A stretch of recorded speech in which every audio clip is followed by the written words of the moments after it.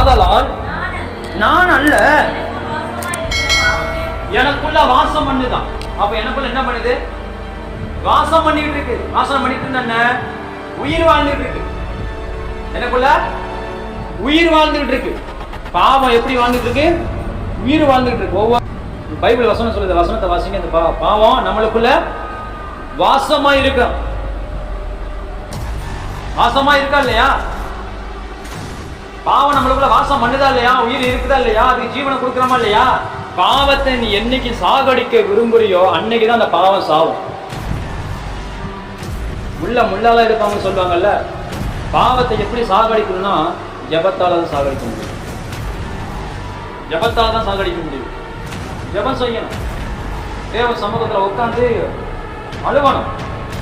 பாவத்தை நினைச்சு அழுவணும், அக்கிரமத்தை நினைச்சு அழுவணும். நான் மனுஷன் இல்லை ஆண்டவரே, நான் மனுஷனே இல்லை, நான் நிறைய